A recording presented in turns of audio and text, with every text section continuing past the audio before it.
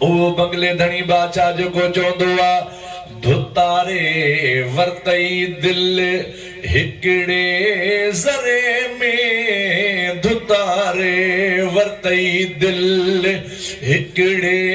زرے میں کئی قید قابو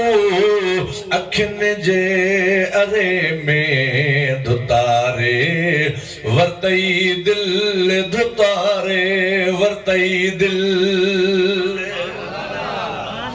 اکھن سا امالک کھسے دل کھڑی وے اکھن سا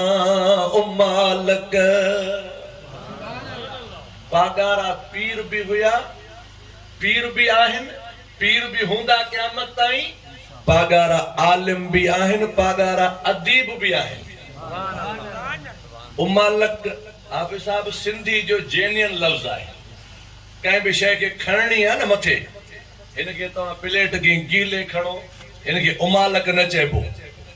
آستے آستے کھڑو امالک نہ چیبو یہ جتے پیا اتوں سٹ دئی متھے کھڑو لوڈو بنا اچے انکے چیبو آئے امالک یہ سندھی بولی جو اصل لفظہ پیر سے اصغر باچا جی تمہاں شاعری پڑھن دو نا تمہاں کے خبر پائجی ویندی تو سندھی بولی آئے جائے حضرت بیٹائی صاحب رحمت اللہ علیہ بھی سندھی بولی کے واہ جو گائے ہوا پان فرمائن تھا ڈرگھی اڈ نہ ونہی پکھو اڈ نہ لانڈ اڈیو جن ویرانڈ صبح سویرے لڈیا بیٹائی صاحب جے دربار تے یہ مشاعرو پیو ہلے اتے وڈا وڈا ادیب ویٹھا ہا ویرانڈ جی کہیں کہ خبر کان پئی تے ویرانڈ چھائے اسا جے پاسے جو اکڑو محمد عرب نالو آ گاگناڑی مہارا لوہی پل جو اکڑی تو جی لوہی بھی آیا سا لوہی پل حاجی عالم خان جو گوپو او بھٹائی صاحب جی دربار تے ویل ہویو وڈا وڈا ڈاہا مانو تے آئل ہویا انہن جو سائیں بھٹائی صاحب جو اکڑو شاعرہ ڈرگھی اڈ نہ منہی پکھو اڈ نہ لانڈ اڈیو جن ویرانڈ صبح سویرے لڈیا یہ ویرانڈ جی خبر اساں کے نتھی پوے تو ویرانڈ چاہے فقیر چیو تو اساں جے بھر میں مہر ویٹھا ہن متھوں جا کھاڈار جا مہر ہندوستان کھا آئلن اوے ویرانڈ چوندا ہن ظہر ऐं ٹریپاری جے وچ وارے ٹائم کے ایکڑو ظہر وارو ٹائم بیو ٹریپاری وارو انہی جے وچ وارو جو ٹائم آ ان کے اوے پنجی بولی میں چوندا ہن ویرانڈ منا ٹریپاری وارے ٹائم ڈاکٹر نبی بخش خان حیاتی ہویو ان اٹھی کرے ان فقیر کے بھاکر پاتو چے یار تو مجھو انہی لفظ جو استاد ہے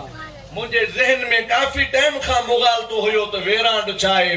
چاہے اج خبر پئی تو واقع ظہر اثر منجد وارے ٹائم جو نالو آ ظہر شام وارے ٹائم جو نالو آ اثر وچ میں جو کو ٹائم آ یہ واقع ویرانڈ جو لفظ آئے اے بھٹائی صاحب رحمت اللہ علیہ فرمایو اڈیو جن ویرانڈ صبح سویرے لڈیا انسان جی زندگی ای آئے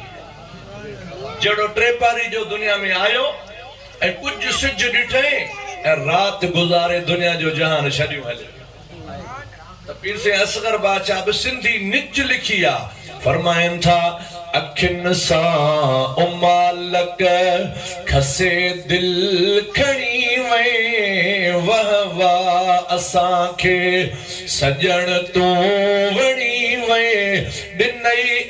عشق آتش ککھن جے کھرے میں دھتارے ورتئی دل دھتارے ورتئی دل ہکڑے زرے میں کئی قید قابو اکھن جے ارے میں دھتارے ورتئی دل دھتارے ورتئی دل